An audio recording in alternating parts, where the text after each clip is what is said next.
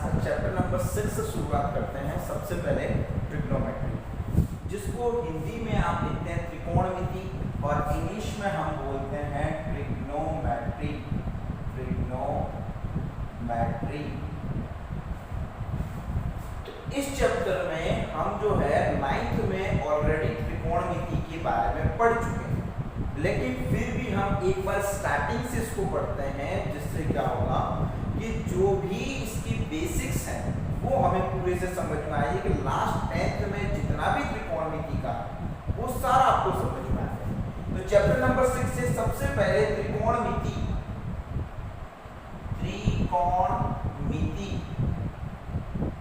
त्रिकोणमिति का मतलब क्या हुआ? सबसे पहले त्रिकोण का मतलब 3, यहां हो गया कोण, फिर आता है मिति मतलब ज्यामिति। 3 कोण की जहां ज्यामिति लगती है वहां पे आपका क्या अप्लाई होता है? त्रिकोणमिति। अब सबसे पहले त्रिकोणमिति, अब 3 कोण किसमें है? तो हम देखेंगे 3 कोण का मतलब है जिसमें 3 कोण होते हैं तो वो होता है त्रिभुज। कि त्रिभुज में 3 कोण की ज्यामिति होती है। तो हम पढ़ेंगे त्रिभुज। तो अब त्रिभुज कौन सा त्रिभुज? त्रिभुज बहुत तरीके से होते हैं। तो सबसे पहले हम देखते हैं इसके अंदर जो त्रिभुज कहलाएगा वो होगा समकोण त्रिभुज। कौन सा त्रिभुज है? समकोण त्रिभुज। मतलब जब भी त्रिकोणमिति का कोई क्वेश्चन आए तो आपको जो 9th में आपने पढ़ रखा है वहीं से मैं शुरुआत कर रहा हूं कि जो भी अगर त्रिकोणमिति का कोई क्वेश्चन आए तो आपके दिमाग में क्लिक हो जाना चाहिए कि वहां पे सिर्फ समकोण त्रिभुज की बात करनी है, बाकी किसी की हम बात नहीं करेंगे। तो अब हम पढ़ते हैं समकोण त्रिभुज होता क्या है। तो सबसे पहले हम समकोण त्रिभुज को लिखते हैं। समकोण त्रिभुज होता क्या है? समकोण त्रिभुज वो होता है जिसमें आप देखते हैं कि जिसमें कोई एक कोण कितने डिग्री का हो? 90 डिग्री का हो। वो कौन सा है? समकोण। बाकी के जो दोनों कोण हैं वो कैसे होने चाहिए? न्यून कोण, मतलब 90 से छोटे। ये जो दोनों कोण हैं वो कैसे होने चाहिए? 90 से छोटे। अब इसके अंदर आपको समझना क्या है कि समकोण त्रिभुज से क्यों पढ़ा रहे हैं। तो समकोण त्रिभुज की ज्यामिति इसमें पढ़ी थी। इसमें जो भुजाएं, उन भुजाओं के बारे में हम डिटेल में पहले देखें। जो भी 90 डिग्री का कोण है उसके सामने वाली भुजा को जो है वो हम बोलते हैं उसको कर्ण। क्या बोलते हैं? कर्ण। जो नीचे जो है उसको हम बोलते हैं आधार, और जो इस तरफ है उसको हम बोलते हैं लंब। तो समकोण त्रिभुज अगर है तो उसमें कर्ण, आधार और लंब 3 भुजाएं होगी। अब इन 3 भुजाओं के लिए हम पढ़ते हैं पाइथागोरस प्रमेय, क्योंकि हम इसका इस्तेमाल करेंगे तो पहले ये भी देख लेंगे। पाइथागोरस प्रमेय।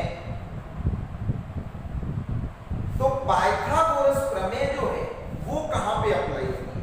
आपको ध्यान में रखना है कि त्रिकोणमिति की जब भी बात आए तो हम समकोण त्रिभुज ही दिमाग में आना चाहिए। पाइथागोरस प्रमेय भी हम 5वीं क्लास से पढ़ते आ रहे हैं, तो ध्यान में रखना है पाइथागोरस प्रमेय भी कहां लगता है? जहां पे समकोण त्रिभुज हो। बाकी किसी त्रिभुज में पाइथागोरस प्रमेय नहीं लगता।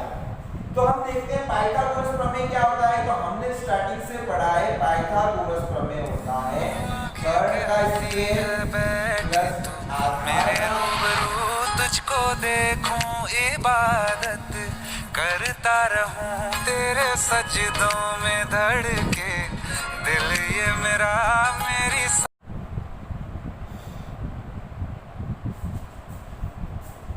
तो हम पाइथागोरस प्रमेय की बात करते हैं। तो पाइथागोरस प्रमेय में क्या होता है? कर्ण का स्क्वायर बराबर आधार का स्क्वायर प्लस लंब का स्क्वायर, या फिर आप बोल सकते हो कर्ण स्क्वायर बराबर लंब स्क्वायर प्लस आधार स्क्वायर, उससे कोई फर्क। पर आपको ध्यान रखना है पाइथागोरस प्रमेय क्या है। तो पाइथागोरस प्रमेय कहां लगता है? जहां समकोण त्रिभुज होगा। क्यों लगता है? क्योंकि समकोण त्रिभुज में ही कर्ण, आधार और लंब उपस्थित होते हैं। बाकी किसी त्रिभुज में कर्ण, आधार और लंब नहीं होता है। इसलिए हमको ध्यान रखना है कि पाइथागोरस प्रमेय कहाँ पे लगेगा? समकोण त्रिभुज में लगेगा। अब हम देखते हैं इसका हम इस्तेमाल कब करेंगे? जब हमें समकोण त्रिभुज में कोई दो भुजा दी हुई हो और तीसरी भुजा निकालनी हो, तब हम किसका इस्तेमाल करते हैं? पाइथागोरस प्रमेय का। जस्ट एग्जांपल में एक क्वेश्चन दे रहा हूं, जैसे कि मान लो ये एक समकोण त्रिभुज है ए बी एंड सी, ठीक है। अब हम मान लेते हैं ये 5 सेंटीमीटर की है, ये हमारी हो गई 3 सेंटीमीटर की, तो बताओ ये कितनी होगी? तो हमने लिखा पाइथागोरस प्रमेय से, पाइथागोरस प्रमेय से, तो हमारा क्या होता है? कर्ण का स्क्वायर बराबर आधार का स्क्वायर प्लस लंब का स्क्वायर। अब हम इसमें मान रखते हैं कर्ण कौन सा होता है? 90 डिग्री के जस्ट सामने, 5 का स्क्वायर। आधार कौन सा है? जो नीचे है, 3 का स्क्वायर। लंब हमें पता नहीं है, तो 5 का स्क्वायर कितना हुआ? 25, 3 का कितना हुआ? 9 प्लस लंब का स्क्वायर। अब प्लस का 9 इधर आ गया, इसमें हो जाएगा माइनस का 9 में, 25 माइनस 9 बराबर लंब का स्क्वायर। कितना हो गया? 16 बराबर लंब का स्क्वायर। स्क्वायर हटते इसके ऊपर क्या लग जाएगा? Square root. तो ये हो गया मेरा लंब। तो 4 सेंटी 16 किसका है? तो यहाँ पे जो लंब निकला वो हमारा क्या निकला? 4 सेंटीमीटर का। अब इस तरीके से आपका जब आधार और लंब दिया हुआ हो तो आप इसमें कर्ण का मान निकाल सकते हो। कर्ण और क्या बोलते हैं? लंब दिया हुआ हो तो आप आधार निकाल सकते हैं।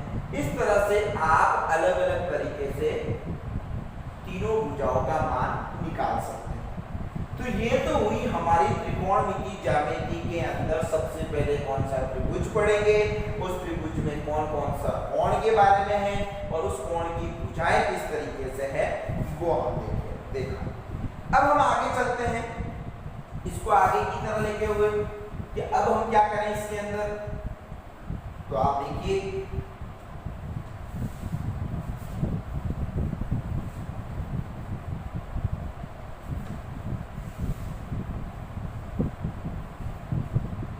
हमने पढ़ा कि ये जो इस तरीके से त्रिकोणमिति के अंदर समकोण त्रिभुज का मान दिया हुआ है, भुजाएं दी हुई है, तो हम भुजाओं को किस तरीके से इसमें त्रिकोणमिति में किस तरीके से पढ़ेंगे।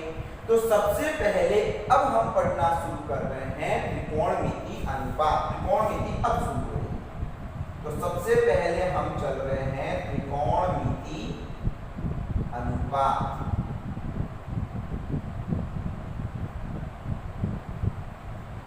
त्रिकोणमिति अनुपात जो है वो टोटल कितने हैं हमारे पास में? 6 हैं।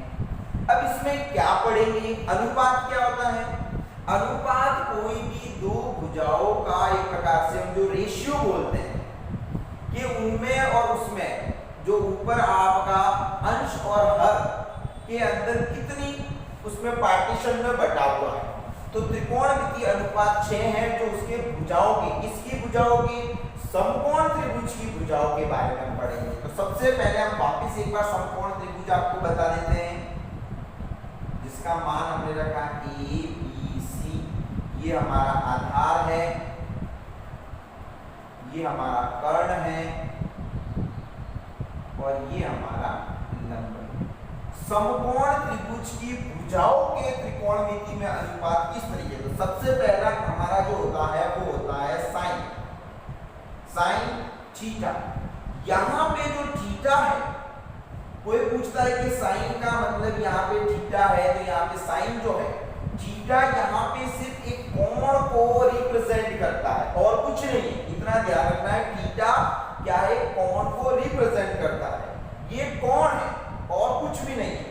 तो सबसे पहला तो हम यहाँ पे कोई दूसरा भी रख सकते हैं, ए बी सी डी कुछ भी आ सकता है, लेकिन आपको ध्यान रखना है कि यहाँ पे जो त्रिकोणमिति अनुपात है उनके साथ में कोण लिखना बहुत ही जरूरी है। नहीं लिखने पर ये मैथ्स के अंदर नहीं गिना जाता। इसलिए आपको ध्यान रखना है कि त्रिकोणमिति के अंदर यहाँ पे आपको साइन और एंगल लिखना, कोण लिखना बहुत जरूरी है। अब साइन थीटा, दूसरा आता है आपका कॉस थीटा, तीसरा अनुपात है आपका टेन थीटा, फोर्थ है जो आपको ध्यान में रखना है कोसेक थीटा, फिफ्थ जो है वो है आपको सेक थीटा, और सिक्स्थ जो है वो है आपका कॉट थीटा। 6 अनुपात आपको ध्यान में रखने हैं। कौन कौन से हैं? Sine theta, cos theta, tan theta, cosec theta, sec theta, cot theta. कोई ट्रिक्स नहीं, कोई कुछ भी नहीं, सीधा जो पढ़ाया जा रहा है उसी सीरीज में आपको याद करना है। ट्रिक्स के चक्कर में रहोगे, उलझ जाओगे, बड़े बड़े क्वेश्चन में दिमाग चलेगा, इसलिए फिर बता रहा हूँ ट्रिक्स के चक्कर में रहना नहीं। 6 अनुपात हमारे ये हो गए, sine theta, cos theta, tan theta, cosec theta, sec theta और कॉट थीटा। अब इनके अनुपात की किस तरह से आपको ध्यान रखना है। साइन थीटा जो होता है वो हमारा होता है लंब बटा आकर्ण, लंब बटा कर्ण। इंग्लिश में हम बोलते हैं तो इसको लिखेंगे P/H। यहाँ पे लंब का कर्ण के साथ में जो अनुपात होगा वो किसका होता है? Sine theta. दूसरा हो गया हमारा आधार बटा कर्ण। अब किसका? आधार बटा कर्ण, जिसको हम बोलते हैं B/H। पहले क्या हुआ? लंब का कर्ण के साथ में अनुपात कर दिया। दूसरी बार में क्या हुआ? आधार का कर्ण के साथ अनुपात कर दिया। अब किसका करना है? Ten theta. टेन थीटा कौन सा बचा? लंब बटा आधार, जिसको हम क्या बोलेंगे? P/B। तो अब आपको ध्यान में रह गया कि इस तरीके से हमने कौन से किए? साइन थीटा, कॉस थीटा और टेन थीटा। साइन का क्या हुआ? लंब का कर्ण के साथ में। कॉस का किसका होगा? आधार का कर्ण के साथ में। दोनों का आपस में हो गया। अब इन दोनों का आपस में रहा। टेन में किसका रहेगा? लंब बटा आधार। अब आपको इसीलिए मैंने सामने लिखे कि आपको ध्यान रखना है कि साइन का उल्टा कॉसेक होगा। मतलब यहाँ लंब बटा कर्ण है तो इसमें कौन सा हो जाएगा?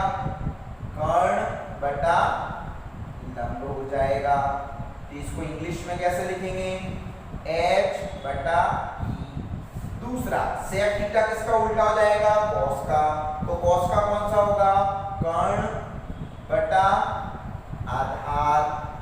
तो इसको किस तरीके से लिखेंगे? B/H था तो ये हो जाएगा H/E। तीसरा कौन सा है? Cot tan theta.